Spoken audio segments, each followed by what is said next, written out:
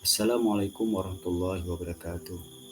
Saudara-saudaraku, pada kesempatan kali ini kita akan membahas tentang kafarat sumpah dan kafarat jima atau melakukan hubungan suami istri di siang hari pada bulan Ramadan.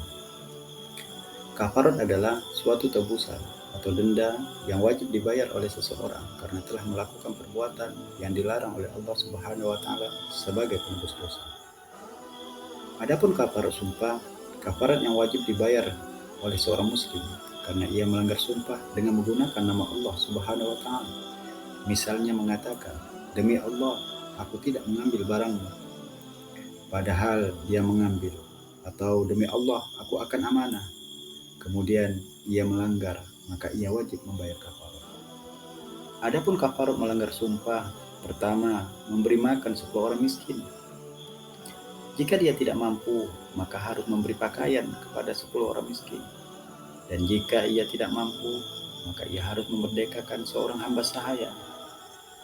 Namun, jika ia tidak mampu, maka ia harus berpuasa 3 hari. Allah Subhanahu wa taala berfirman, Allah tidak akan menghukum kamu disebabkan sumpah-sumpahmu yang tidak disengaja, tetapi Dia menghukum kamu disebabkan sumpah-sumpah yang kamu sengaja. Maka kafaratnya ialah memberi makan 10 orang miskin, yaitu dari makanan yang biasa kamu berikan kepada keluargamu, atau memberi mereka pakaian, atau memerdekakan seorang hamba sahaya. Barang siapa tidak mampu melakukannya, maka berpuasalah 3 hari.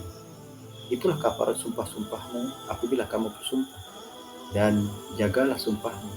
Demikianlah Allah menerangkan hukum-hukumnya kepadamu agar kamu bersyukur. Rasulullah SAW bersabda, siapa yang bersumpah untuk melakukan sesuatu, kemudian ia melihat ada hal lain yang lebih baik daripadanya, maka tebuslah sumpah itu dengan sesuatu, lalu kerjakanlah hal yang ia pandang lebih baik tadi. Saudara-saudaraku, kafarat sumpah berlaku secara akumulatif. Artinya, jika seseorang melakukan sumpah palsu atau melanggar sumpah sebanyak 5 kali, maka 5 kali pula kafarat yang harus dia jalankan. Kafarat jima adalah denda yang dikenakan kepada orang-orang yang melakukan hubungan suami istri di siang hari pada bulan Ramadan. Denda ini bisa terjadi kepada siapa saja.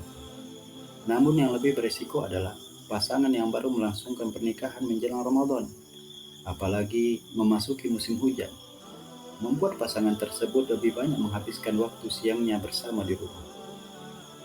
Hal ini bisa menimbulkan aktivitas lain, karena yang dilihat 5 pasangan ditambah cuaca mendukung, dan akhirnya kena deh puasa 2 bulan berturut-turut, namanya juga pengantin baru. Banyak kasus di mana mereka yang melakukan jima merasa malu mengakui serta membayar kafarat.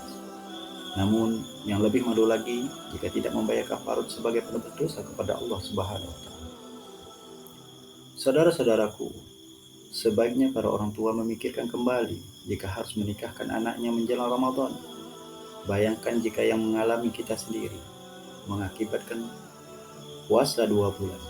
Seakan-akan mereka tidak pernah merasa muda dan merasa indahnya pengantin baru. Wahai para orang tua, kasihani anak-anak kita.